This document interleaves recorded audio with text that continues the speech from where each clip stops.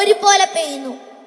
ആദ്യം മുതൽ ഇന്നലെ മരിച്ചവർ വരെയുള്ള സകല മനുഷ്യർക്കും ഈ മഴ ലഭിച്ചിട്ടുണ്ട്. ഏതു വലിയ പാപിയിലേക്കും ദൈവത്തിന്റെ സ്നേഹം പ്രകാശ വേഗത്തിലൂടെ പാഞ്ഞു ചെല്ലുന്നു. അതേ സഹോദര, നിങ്ങൾ ആര് തന്നെയായാലും ദൈവസ്നേഹത്തിൽ നിന്ന് അകലപ്പെട്ടവനല്ലെന്ന് ധൈര്യമായി വിശ്വസിക്കാം. രണ്ടാമതായി, ദൈവസ്നേഹത്തിന്റെ വീതി.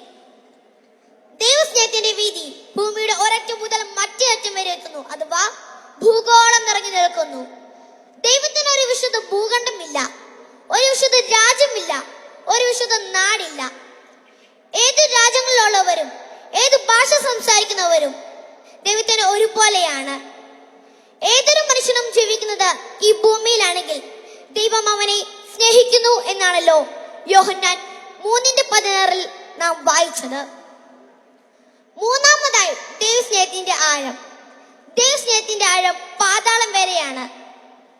ദൈവം പറഞ്ഞതനുസരിക്കാതെ പിശാച് പറഞ്ഞതനുസരിച്ച് പിശാച് ചൂണ്ടിക്കാട്ടിയോ ഭക്ഷിക്കുകയോ വഴി മനുഷ്യൻ പാപത്തിലാകപ്പെട്ടു. പാപികളായി മാനവകുലം തലകുനിച്ച് നരക കവാടത്തിലേക്ക് നടന്നു പോകുന്നത് കണ്ട് ദുഃഖം തോന്നിയ ദൈവം അവനെ രക്ഷിപ്പാനായി തന്റെ പുത്രനെ ഭൂമിയിലേക്ക് അയച്ചു. യേശു മനുഷ്യന്റെ പാപശിക്ഷ ഏറ്റെടുത്ത് ക്രൂശിൽ മരിച്ചു.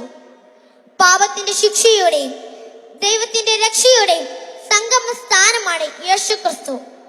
യേശുക്രിസ്തുവിന്റെ കാൽവറി മരണത്തിൽ വിശ്വസിക്കുന്ന ഏതൊരാൾക്കും സൗജന്യമായി പാപമോചനം ലഭിക്കുമെന്നതാണല്ലോ ബൈബിൾ സന്ദേശത്തിന്റെ കാതൽ. നാലാമതായി, ദൈവസ്നേഹത്തിന്റെ ഉയരം. ദൈവസ്നേഹത്തിന്റെ ഉയരം പാതാളം മുതൽ സ്വർഗം വരെയാണ്. നരകത്തിൽ കടന്ന് യാതന അനുഭവിക്കേണ്ട മനുഷ്യനെ ദൈവം സ്നേഹിച്ച് ക്ഷമിച്ച് സ്വർഗത്തിലേക്ക് ഉയർത്തി. ഒരു നേതാവും തന്റെ അണികളെ ഒപ്പം ഇരുത്താറില്ല, എന്നാൽ ഞാൻ ഇരുത്തുന്നിടത്ത് നിങ്ങളെ നിർത്താമെന്നാണ് യേശു പറഞ്ഞത്. യേശുവിന്റെ പാപമോചന ബലി അംഗീകരിക്കുന്ന ഏതൊരാൾക്കും സ്വർഗീയ പൗരത്വം ലഭിക്കുന്നു. സ്വർഗത്തിന്റെ പൗരന്മാർക്ക് ഒരിക്കൽ സ്വദേശത്തേക്ക് മടങ്ങേണ്ടി വരും, എങ്കിലും അവൻ നശിച്ചു പോകില്ല, നിത്യമായി ജീവിക്കുക തന്നെ ചെയ്യും.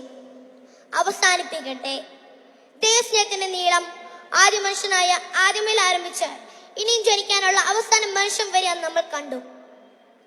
ദൈവസ്നേഹത്തിന്റെ വീതി ഭൂമിയുടെ ഒരറ്റം മുതൽ മറ്റേ അറ്റം വരെ നമ്മൾ കണ്ടു. ദൈവസ്നേഹം പാതാളം വരെ ആഴമുള്ളതും സ്വർഗം വരെ ഉയരമുള്ളതാണെന്നും നമ്മൾ കണ്ടു.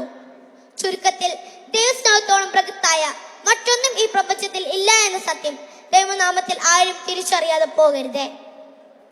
വിശുദ്ധിയെ കുറിച്ച് നാം ഒരുങ്ങി നിൽക്കുക എന്ന ഗാനം 70 വർഷം മുമ്പ് വെട്ടമല ഫിലിപ്പോസ് ഉപദേശി എഴുതി പാടിയ ഈ വേദി ആ കുടുംബത്തിൽ നിന്നുമുള്ള എനിക്ക് നിൽക്കാൻ ദൈവം ഭാഗ്യം നൽകി. എന്നെ ഓർത്ത് എല്ലാവരും പ്രാർത്ഥിക്കണം. സംസ്ഥാന സഹോദര സമാജം ജോയിന്റ് സെക്രട്ടറി ആയിരിക്കുന്ന എന്റെ മമ്മിയെ ഓർത്തും മുണ്ടക്കയം സെന്റർ ശുശ്രൂഷകനായിരിക്കുന്ന എന്റെ ഡാഡി ഓർത്തും എല്ലാവരും പ്രാർത്ഥിക്കണം.